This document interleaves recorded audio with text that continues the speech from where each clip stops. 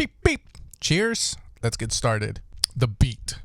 So since we're only using Ableton stock stuff, Ableton has a lot of drum racks that we can utilize. So for this, I've decided to go with the 909. Most tech house music will be made in the 909 format for the beginners that don't know this. So make sure you're picking 909 oriented sample packs and drums. If you're not doing this and you're using like indie rock claps and stuff, then maybe that's the reason why you're getting roasted every Thursday at 8 a.m. Pacific time. So inside of Ableton, we can go into the 909 and set this pretty much kit up. Now from there, I do recommend that you get rid of the mix bus that they have provided. What I mean by that is they're gonna have pretty much these little things you can click here, because whoever made this at Ableton Live needs to get fired. It doesn't really sound that great, and a lot of these just sound a bit too Okay, and even then, you know, I'm not gonna say my chain's better, but I pretty much just did the same thing they did, but utilized a basic drum bus, which is gonna be the effect you use in Ableton if you wanna.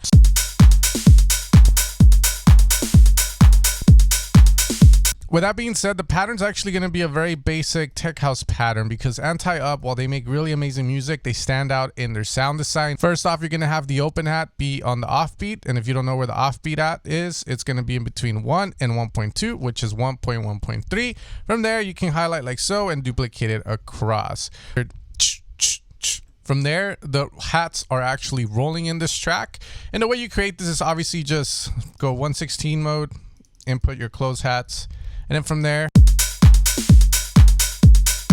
we get rolling hats. Now, the reason we might not want to do this here, because you might be going, no, Sen, that's not rolling hats. This is rolling hats. And you're going to see why. It's not going to be the same. The reason for this is that a lot of, again, these drums are going to be inspired and, again, come from the 909 drum machine, which if you put a close hat after the open hat, it would tell it to shut the hell up, and sadly you wouldn't get that nice long release you have on the open hat. So what I always teach my students and people on my channel is to respect the open hat when utilizing close hats. This will lead to grooves that sound a lot more funkier, a lot more cleaner, and not so cluttered. From there, I don't think I need to teach anyone to lay down a 1 on the 4th. Even Pauly D can do that, but pretty much we're gonna have so claps hitting on the 2 and the 4, which is going to be here, here, here, here. And then there's a snare that occurs at every, you could say every 2 bars, which is going to occur on this little swing part. This is where you can add a bit of swing, by the way, because you could do this. Look. You know, you can swing the crap out of it if you wanted to. The bass. In most tech house tracks, the bass should be the simplest thing for producers, but a lot of us like to overcomplicate things. Sometimes we decide to go for weird wave tables.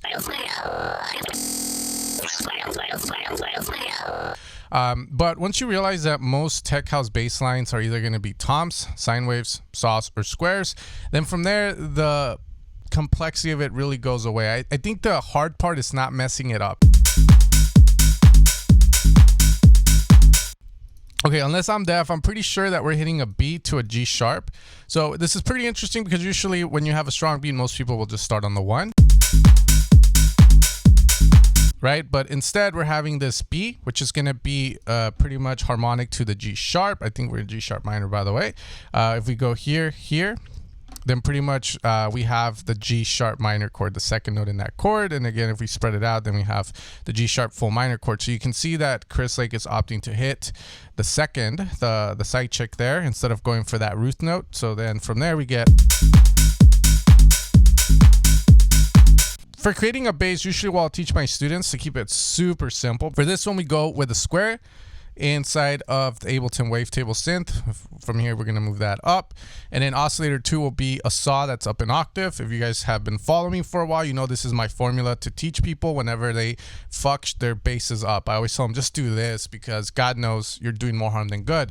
Okay, once we have that, we're going to have a 24 dB pull filter. Now, the reason for the 24 dB, it's more strict. I don't want too many highs out. And most of the time, producers are going to be EQing anything above here down to here that are making tech house with a vocal on top. Okay, so from there, we're going to be utilizing, again, the matrix in the wavetable to filter 1 here from envelope 2. From there, envelope 2 is going to get no sustain almost, and decay time to control the punch.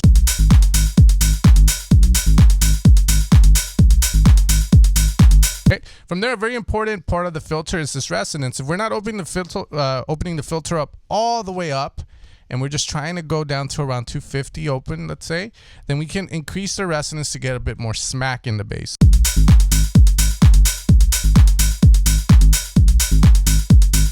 And the reason for that is that the resonance is boosting at the cut around here, as you can see. So when you do that forward. Okay, so if you're trying to sound like Gorgon City, go square bass galore and just do that and you'll be set.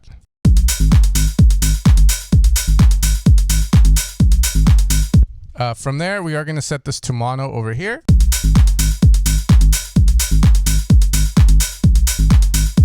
From there, let's not overcomplicate things. Most of the time, if you have made a good bass line or you're using a preset from a great sound designer, all you really need to do is saturation and decent EQ, where you're pretty much highlighting the features of your bass.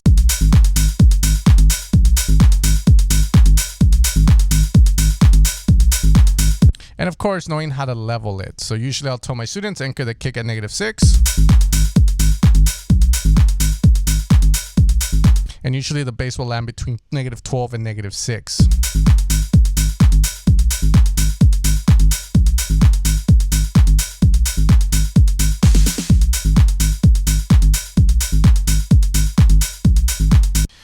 The vocal. So for the vocal, this is actually my voice. I recorded myself, so there is a way to process it this way. It's just a secret chain. Just fucking kidding. Just go on YouTube if you want to rip the vocal off. They have it on YouTube. Literally, the intro of this song has this. It's automatic feel. So what you can do, just in case someone wants a tutorial on this, on how to record vocals off YouTube, just a little like extra challenge here, a little side quest. The way I do it personally, I use a different sound card, or you can route your computer's output into this, but definitely need like Soundflower or something. And then from there, you can drop it in here and then you record whatever comes into Mac. Very simple to do. But other than that, basic vocal, 128 BPM, really not a lot to say on that department. Maybe I put it a little too loud. Let's increase it. The stabs. Very ravey kind of vibes to it. Now, these are going to be sampled. So again, you find the sample on Splice or Rave Generator 2.0, which is a really cool plugin, which I can't use on my Mac, sadly. However, if you want to know how to make your own, then here's a little quick tutorial on how to do that. First off, you're going to create or find a sound that you really like. This is the one that I made, which I think is very basic. From there, we're going to go and create a chord shot. So what I'm going to do is just grab G sharp, right? And I'm going to do this. Okay. And I'm going to create the chord shot. So maybe go up an octave, then we're going to hit the 3. Just creating a chord, nothing basic, nothing too complicated. There you go. From there, I'm going to try and stack it up as much as I can. Okay, that's one of the other things we want to do. Yeah, sure. That sounds fine. From there, the top note will usually indicate the tone of it usually, right? So maybe I don't want that. Okay, maybe let's go. No. Yeah, I think that's probably going to be where we want. G sharp there, here. Maybe we'll do it here too, down, or maybe here. Assuming that sounds similar to what Chris Lake has. Now, what we're going to do is, from here, you can put reverb or whatever. For me, I personally like to use hybrid reverb for making chord stabs for sample packs and whatnot. The main reason is that it has convolution reverb in there, which is what I usually would use. But if you've upgraded to the new Ableton, you have access to this. Now, the very powerful thing about convolution reverb is that you got some dude out there, for some reason, going into bathrooms and recording the reverbs from them. And then from there, you can kind of, you know, grab that recording. It gets put into this little plugin that runs an algorithm and replicates the room. So if you wanted to, let's say, have the reverb from like the you know, like the castle from the Queen of England, and you could probably do that too. But anyways, you're gonna, that's the reason why you see Cathedral Biabus, that means bathroom, I think. And you can see data packing warehouse for some, you know, this guy's weird. But anyways, it gives a very cool reverb sort of tone to it.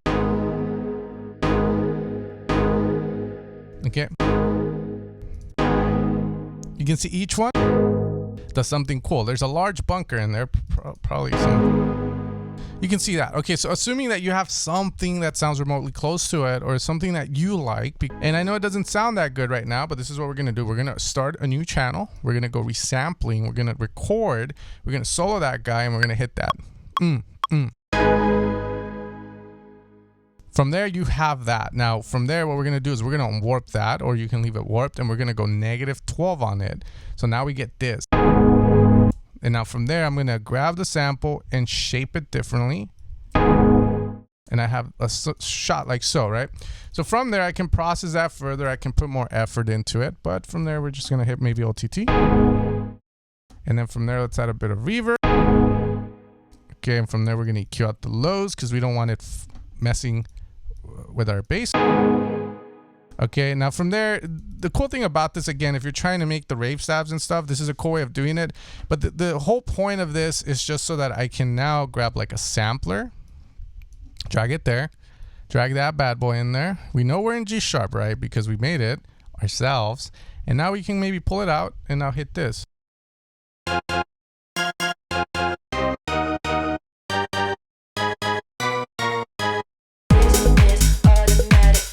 But this is how you would make chord stabs. From here, you can experiment with having a piano layered in there, having vocals, etc. But again, while we are doing like a Walmart recreation of the Chris Lake, which hence why it doesn't sound like it, instead of saying chromatic, it says chromatic or something. It's more about teaching you some techniques that we can hear in the song, which you might have questions on.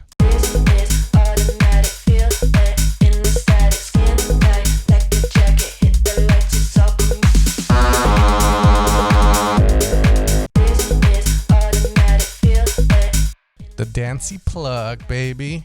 The theory behind making these kind of sounds is always the same. If you want to make a little Kygo pluck, then all you really need is a square wave, a filter, and an envelope, and that's about it. And a bunch of beer for sure, because that's not that great of a sound. Okay, and also Sue has a track, I think, in the morning, which has something very similar. The way to execute these sounds is pretty simple. You want to be in the right octave range. For this, I'm going to be hitting G sharp to B.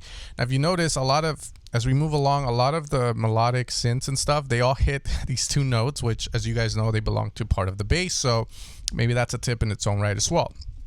So what I'm going to do again is utilize a filter, lower the frequency down to around 34.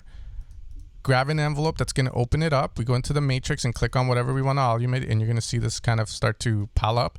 We want the frequency there, and we're going to just move it to the right. Now, the key here is not to open the filter up all the way, and this is why we call it subtractive synthesis. We're taking away those highs so that we can get this nice, deep, sort of siny or wood blocky kind of pluck, right? So that's the whole point. So we have that here. I didn't really touch anything else. We just messed around with envelope 2 now. Lower the sustain, and from here your decay will control pretty much the opening of it.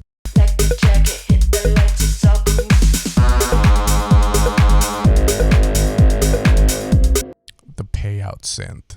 Now, I don't know if this is the Payout synth, but it's definitely a synth that demands respect, and this is probably the reason many people will watch this video, because there's another remake on Ableton where they didn't even add this because I don't think they understood the sound design aspect of it. Not to say I do, but I'm pretty sure this is what it is, and it's just from years of sound design experience, because I make my living doing sound design work for people and selling sound design presets and samples, etc. to you guys. So when I heard this sound, I kind of already had an idea of what it was. Essentially, in the analog world, when you have a matriarch and you detune two sounds, you get this movement that occurs. So now this doesn't sound as good as an analog synth. I'm going to tell you that right now. A lot of people say digital is as good as analog. Trust me, when you do this on an analog synth, you fucking tell the difference, okay? Now, it doesn't mean that you need an analog synth. I'm just telling you this because I first thought that sound that they do in the second drop was that. It was pretty much a square fine-tuning, but then I was like, wait, this tone is different. This tone sounds digital. Ew. No, I'm just kidding. It sounds different, and I've heard it before making sounds for a certain pack. And then I realized, wow, that one time I was doing FM and I changed the tone and tried to make it inharmonic. That just means not harmonic to the note. I got something similar. So now we go into operator. Okay, and this is going to be Ableton's FM synth. Okay, now if I do this normally, like most people would, they would do this. It's not bad, but it sounds kind of boring, right? Because when you hear that one, you're like, holy shit, it's like two fucking machines having sex. So how do you do it? Well, going back to the analog way, we know that we need to have two waves, right? Or at least two waves interacting where they're not at the same speed, where they're kind of like, you know, like doing the little coochie, coochie, coochie. But we're just going to grab our sine here, which is, it's going to sound like that with some distortion. And then from there, we're going to move the fine a bit. Again, it's all pitch. You can see it gets a little out of key, but it doesn't matter because now oscillator B is going to come in there. You know what I mean? Take it any way you want. You can hear there's movement. Now, the more I move that fine, you can hear it. And I know you guys can hear it. Now, I know it's not exact, okay?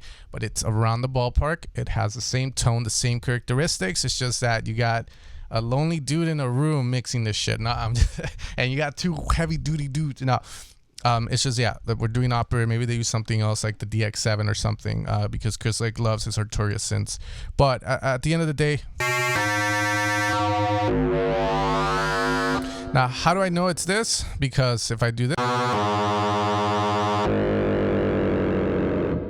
yeah, now you're like, oh, okay. Yeah, you got a point there. No, no, I'm kidding. It's probably not exact, but it's around the same ballpark, which is the important thing for me because I'm teaching you guys these techniques, which will hopefully make you Chris Pond. Not Chris Lake good, but Chris Pond good. Now from there, we do a bit of heavy distortion with the overdrive again.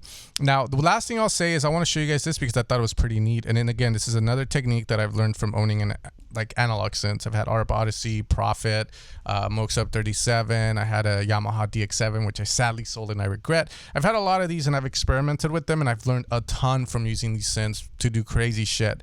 One of those was utilizing heavy amounts of resonance and then pushing the shit out of the volume up. And in an analog synth, you create an overdrive that sounds great. Now you can replicate this again in the digital world by utilizing a distortion or a saturation that replicates that. But from there, check this out. We can go crazy ham. We're gonna move this maybe down. And let's go maybe with like a saw or something.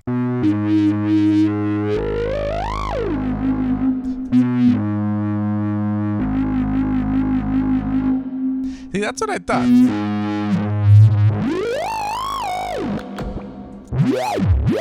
You're probably hearing that and going, holy shit, that sounds like some of Anti-Zub sounds. That's why I'm showing it to you. Some really cool stuff. And again, I don't know if these guys are using analog synths or not. Maybe Chris Lorenzo is because Chris Lake's always in the box in some of his live streams. But again, it's really cool stuff.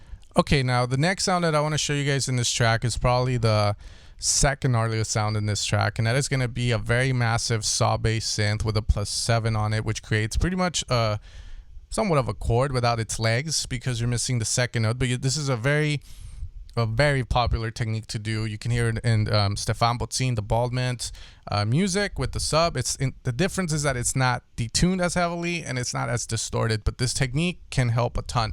Okay, so if you already don't know it, pretty much what I'm going to do is utilize the Ableton Wavetable synth. I'm going to utilize two saws. If you notice, one of them is going to be up 19 semitones. That's because 12 semitones equals an octave.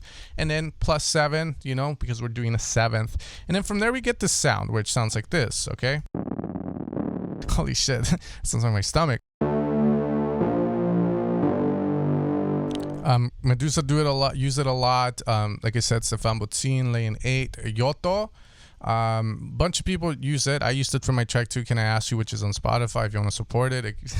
It's a really great iconic sound and it's good too for breakdowns, but they use it here to do a cool transition and then they go into the break where you have this very massive saw bass sound. So okay, from there, again, 19 semitone there. You can see the volume's a little lower on that one because it's not as present as it should be. From there, 3 voices, classic unison mode, blah blah blah. It's gonna sound like this, by the way. Okay, so the difference is obviously in the mixing. They have it mixed a little better, but the sound design is the same. From here, it sounds like maybe they opt to do this, where it's just like a squeeze bass. Now this is the Walmart version, so it doesn't sound exactly the same, but we're going to talk about more stuff as we move along because this is the Walmart version, okay? And again, some things can be as good. Okay, so the way this works, again, the +7 is that we're opening up the filter, so automation is the key to sounding like a professional. You create moments in your song. But what this thing is doing is that it's moving up with somewhat of a high resonance. The reason I decided to put a high resonance is because of the previous example where I showed you guys that high resonances leading into distortion create really cool effects. And this is one of the ones you can hear in this track. The more you make music or do sound design, the more you're going to realize stuff and hear it because you've done it before and landed on it by accident. So from here, it's going to open up without the overdrive. Kind of boring, right? It doesn't have the anti-up sound.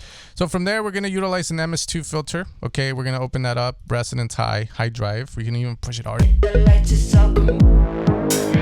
But we do need the overdrive to give us those top ends. So that's where we have it there. In fact, we're going to leave this high.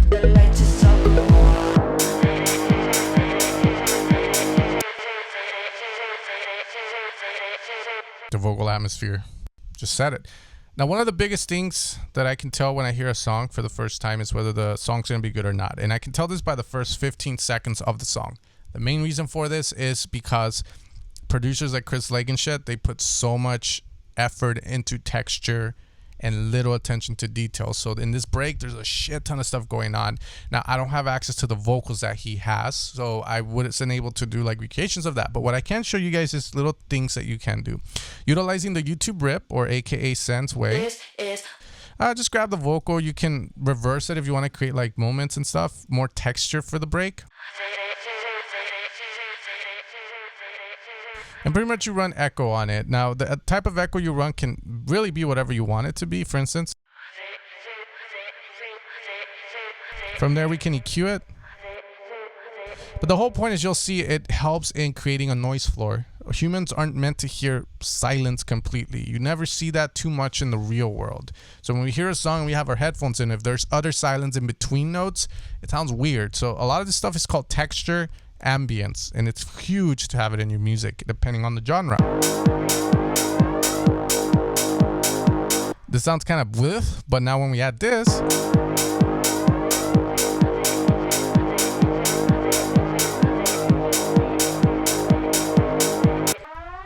that's the sound of the police. Woo, woo. That's the sound on the beats. Okay, so again, guys, most of the time this is just either going to be samples that are being utilized by producers. But again, I want to try and teach you how to kill a chicken and cook it instead of giving you a fried chicken or some shit. Okay, so for creating siren-based sounds, which he executes in the break. Okay, there's two things that you need to know. One, you need to have the pitch of your sound moving in order to execute that. That means that we want it to pitch up and down. If you don't know what that means, that just means you're moving like at least a semitone or the cent or some shit. From there, you know, you can start with a tone like a square, a saw, or you can utilize presets from other people. And then the important part is the LFO. The LFO will be routed, and again, you do this through the matrix to the pitch of our sound. And then from there, the higher you go, the higher it's going to go, and the lower it's going to go as well. So from there, I decided to go about 21.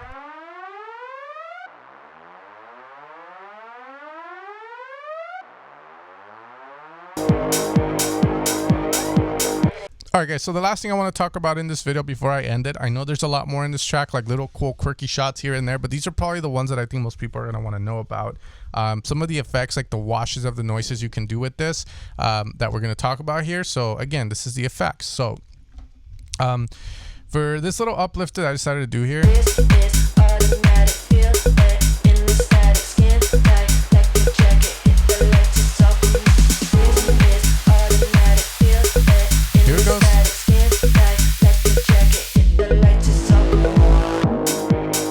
Okay, this effect, this noise, the way you execute this, and by the way, he does cool stuff with the noise where he opens it up, but again, you can do this yourself as well. We're just using the Ableton's analog for this. We're going to be putting the shape to our noise, and then from there, we're going to route it to a low pass filter, which is going to be 12 dB. It should be set up by that by default. Now, the theory behind creating noises for sample packs and everything will always entail like the frequency manipulation of the noise. If you're getting rid or taking away in a certain way, it makes the noise feel like it's going up or down. And for this one, we're going to be going up, so we utilize a low pass. That's going to be going here. Now we can click in Ableton, have automations mode on. We can click at the frequency, click there, move all the way up here, and now we have. You can hear the noise with reverb coming up as I'm automating that up. That's all it is. Nothing really that yeah. Now again, notice how the resonance is also moving up as we do that. So we're gonna move it even further. Look how it sounds.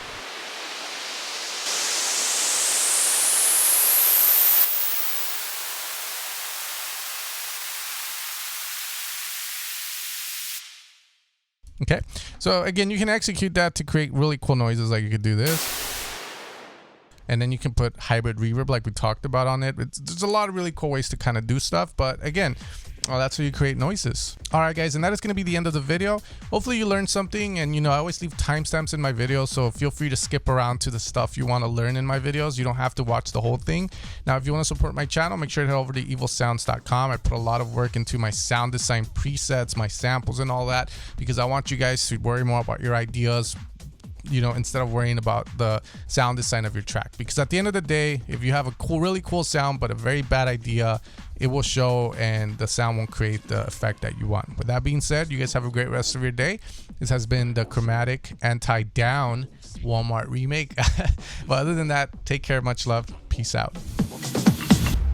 You are now approaching the zone of no return, where your wishes and desires will become reality.